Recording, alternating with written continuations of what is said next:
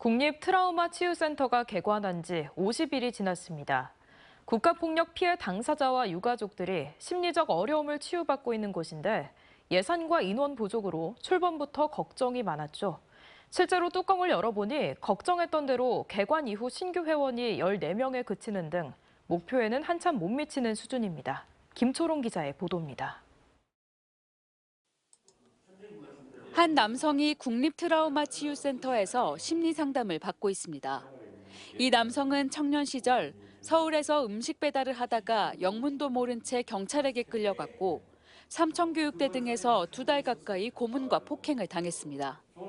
40여 년이 지난 지금도 후유증에 시달리는데 지속적인 상담 덕에 증상이 호전됐다고 말합니다.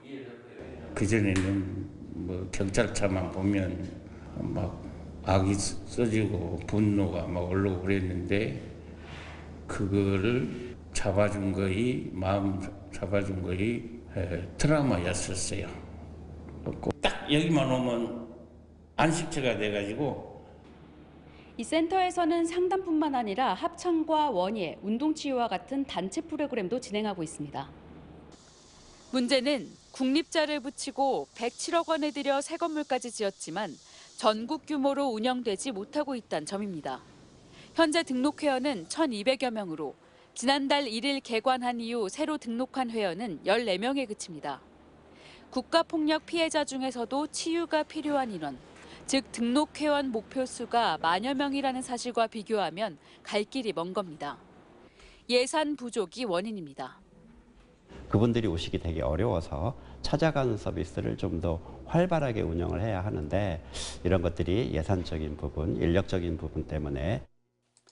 올해의 예산은 약 13억 원, 직원 수는 13명으로 같은 기간 예산도 인력도 지금보다 2배 이상 많아야 국가기관으로서의 역할을 제대로 할 수 있는 겁니다.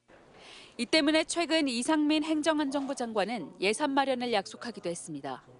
부족한 재원이나 이런 부분은 저희 행정안전부에서 재무당국과 꾸준히 협의를 해서 운영에 지장이 없도록. 행안부 관계자는 대규모 예산을 바로 확보하기가 현실적으로 어렵다며 점진적인 확대 방안을 계획하고 있다고 밝혔습니다. 하지만 국가폭력 희생자 상당수가 노년층인 것을 감안하면 정부의 적극적인 지원 없이는 제대로 된 치유도 받지 못한 채 고통 속의 생을 마감하는 피해자는 더 늘어날 것으로 보입니다. MBC 뉴스 김초롱입니다. 언제 어디서나 내 손 안의 뉴스. 광주 MBC 뉴스 유튜브 구독으로 함께하세요.